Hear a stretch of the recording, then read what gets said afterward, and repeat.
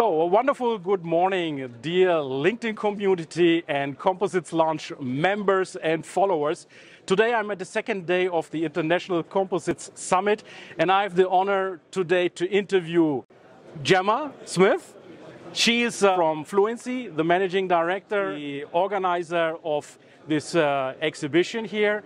And we got David Bailey from Composites UK. He's the CEO of the largest foundation here in the UK. And we will be talking about the International Composites Summit and the situation of composites in the UK.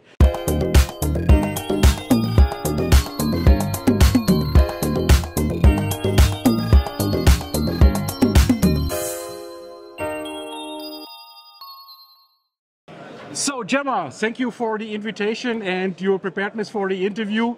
So we will be asking a few questions. Are you ready? Absolutely. About ICS, International Composites Summit.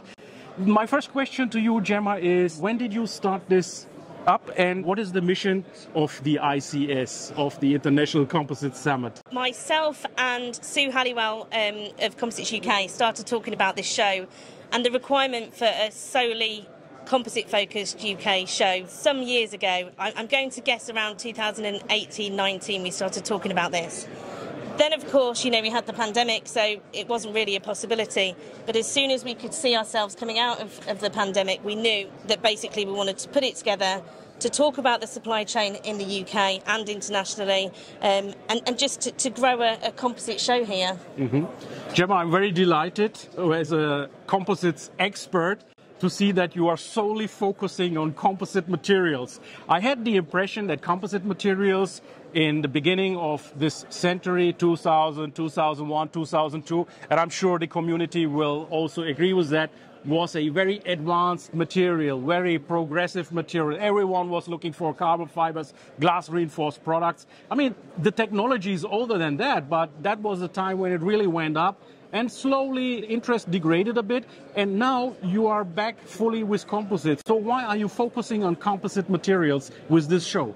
Well, the first thing I'm going to say is, what else would we focus on? The composites industry, as you can see here at the show, the composites industry is booming. You only have to be here in the room, you can hear the buzz. There is so much excitement around the materials and what they can do. And I think, some of the hot topics at the moment, sustainability, for example, we have to look at composite materials to resolve these issues. So the composite materials, I listened to a few conferences here, and we will talk with David a little more deeper into the UK condition with composites. But it's really a job machine, right? The composites industry, it's nearly about 50,000 people employed only in composites. Yeah. And you're playing a big part on this market. Yeah, absolutely. And I think, the more we bring together the industry and show off the industry, the bigger it will grow. And there really are no limits to that. So yeah, absolutely. So you have about, if I'm right, about 80 exhibitors here for this exhibition edition today. Yes, we do. So have you been walking around and talking to some of the exhibitors, and what do they appreciate of your format here? Yeah, so obviously, while I've been here, one of my key tasks has been just that, exhibitor liaison. So I've been around and spoke to various different people, and I think, the buzz is, people are just genuinely thankful that we've put on a UK-focused composite show. We've needed it for a long time. There is nobody better. We're a marketing agency for the composites industry. Composites UK is the trade association. There is nobody that knows this market better than us. So, we can bring people together, and we know exactly which customers we need to get through the door. So I'm absolutely convinced about that. Gemma, I will excuse you for a moment, sure, and I will take now David into the interview. Thank you. Super. Now I have David with me. David is the CEO of Composites UK. David, thanks for being my guest on this interview today. You're welcome. Great show, fantastic speech yesterday. I listened to you. Thank you. Can you tell us a bit about Composites UK? When was it founded? How many members do you have? And particularly, what are your working groups and outlets? Okay, so Composites UK is the national trade association for the cross-sector composites industry in the UK. It was formed in 1989. We have over 360 fee-paying members. And I presented yesterday to say that it's an industry that represents £10.72 billion in turnover, 47,500 employees, bringing in about £225,000 per employee. So it's a high value adding contribution to the UK economy. So we have a similar setup in the German-speaking countries, where I'm collaborating, for example, with Composites United. That's the reason why I have to be careful when I'm talking about Composites United or United Kingdom, right? But now we are joined here together, and I really appreciate your work here in the UK to get the industry together and move the composites industry forward. Because one thing that I'm passionate about, David, is to drive composites back into the mind of the research, of designers, construction engineers in the automotive industry, transportation, aerospace. Now we got the construction industry. And I guess you have all these industries also in the UK, right? Of course, and we have those working groups within Composites UK and within a partner organisation, which is the Composites Leadership Forum. We also work with the National Composites Centre in the UK, part of the high value. They have a booth over there, a huge one, right? Yes, they're part of the high value manufacturing catapult. They are a really key research centre for composites in the UK, and together we have aerospace working groups, we have automotive working groups. It's actually vehicular working group. Yeah. It's wider than just automotive. We have a construction working group. We have a sustainability working group, health and safety working group. So a whole range of working groups, and they're important because it brings the industry together.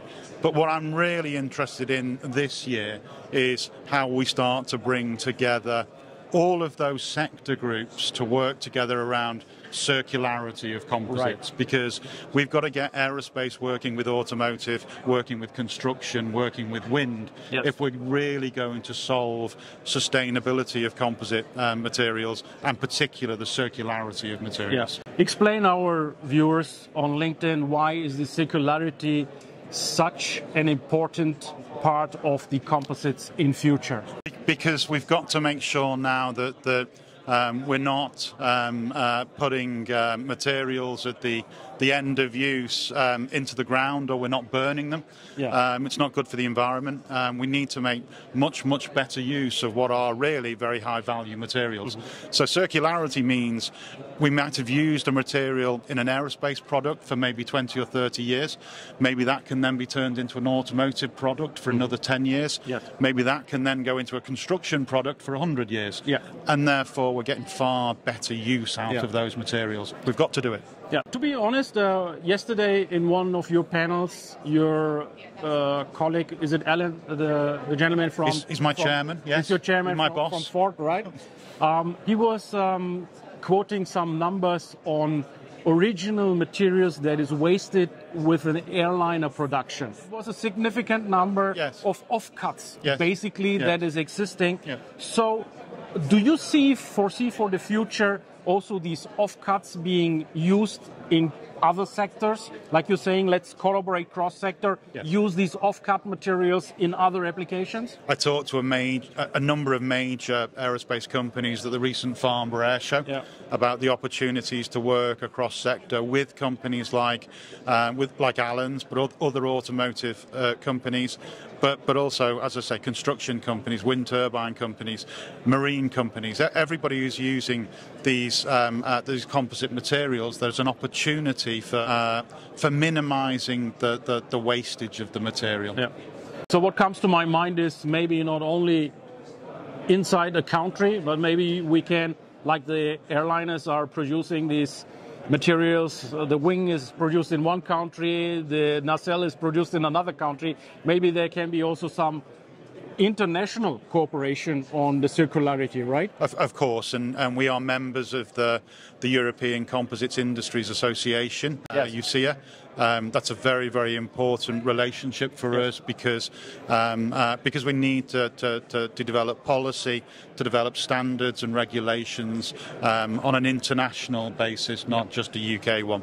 And UCIA do excellent work. And they are really setting the sort of future direction at the moment around circularity.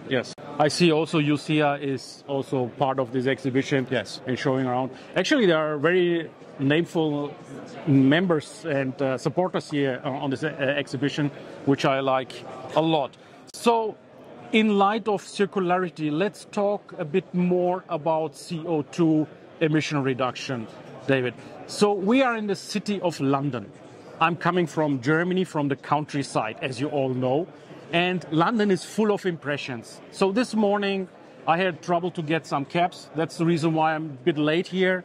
And talking a bit with the cab driver, what if the next time I would rent a car and drive into the city? And he would say to me, well, you can, with an electric car, drive in the city freely. So the mayor of London looks at CO2 reduction in London. Is this something that will become the norm nationwide, or is this very specific to London? And then what is the role of composites? What does the role of composites play here? So you know, those sort of environmental regulations certainly were first sort of founded in London, in the UK. The congestion zone was one of the first of its kind in the UK. But then other cities have been starting to develop similar approaches. So it's not just London. The UK is certainly on a journey to more electrification of all kinds of transport. Some of that is battery. Some of that will be hydrogen fueled. Yes. I think that what we're going to see going forwards is ever increasing need for lightweighting. Yeah. So batteries are very heavy. You often end up on a journey with a vehicle that's still the same weight that you started off the journey with, because you haven't burnt any fuel off. Yeah.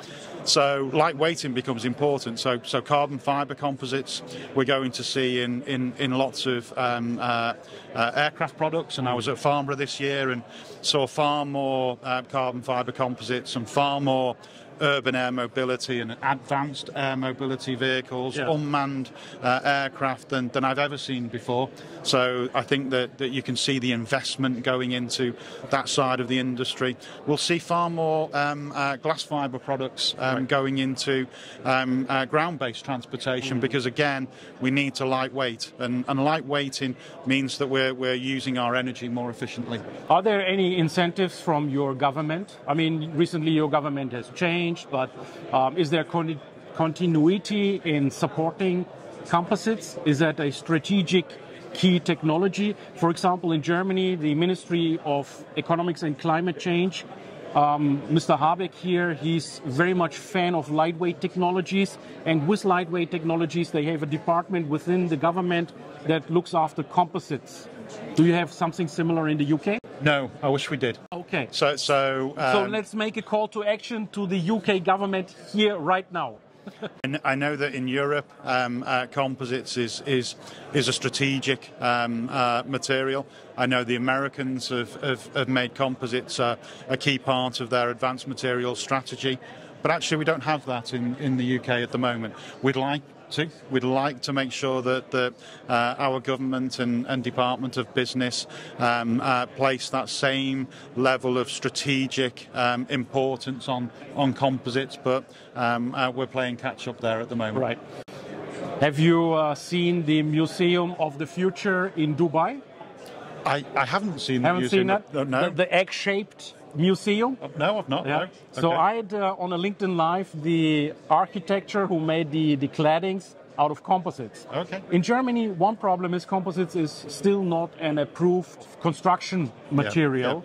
Yeah. But we are working heavily on this. But as you can see, also in the construction industry, composites can be used in many, many applications. Do you see composites entering the construction market? Very much so, and we have a construction working group within Composites UK. I think, you know, I come from a long history of the aerospace industry. Right. It took us a long time to understand how to use composite materials properly. We for a long time we designed composite structures in the same way that we design metallic ones. And what we're going to see in the construction industry is a need for greater education, awareness raising in the use of these materials and why that might be a good thing for the industry. My last question, David, to you is, if there is a wish of an international member because he wants to be introduced in the UK market, can an international company become a member of your organization, of your foundation?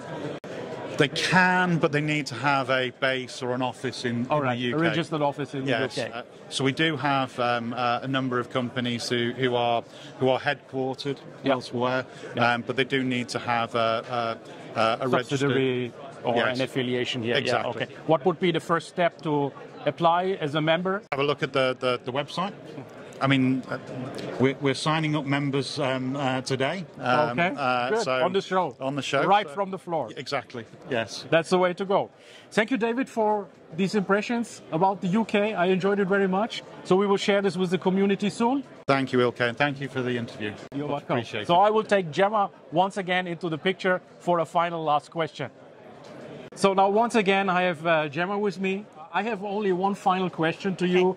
And that is, now assuming that this pandemic is slowly left behind us, and assuming that this is a uplifting show here today and gives you some courage to continue this, which I'm sure it is, what are your future plans of the International Composites Summit? Well, we have reached a very exciting time in terms of the International Composites Summit. So this will be our last time here in London. You can look around, you'll see that we've outgrown the venue. So for next year, we will be moving to the MK Arena, which is Milton Keynes. So great for transport links, all the airports you can get in on train, easy by car in the UK, and a much bigger space. So we're really excited. Alex, who sells the show for us, has been busy while she's been here, and the floor space is being taken up as we speak. So yeah, bigger and better. Yeah, where's Alex? I miss her all the time. I saw her yesterday. You'll find Alex either. She's very busy. She's over on the rebooking. Right? Yeah, you'll find her rebooking. Yeah. So Alex, shout out to you. We will tag you here, and maybe you can comment on this video. Absolutely. Yes. Okay. So once again, thank you, David. Thanks for our assistants here. We have Pavel and we have Jasmine helping us. I will show this around soon. Thanks, Gemma, for your time here, and I wish you a great show. Rest of the show. And see you next year. Absolutely. In Milton Keynes. We hope so. We hope to see you there. Thank you.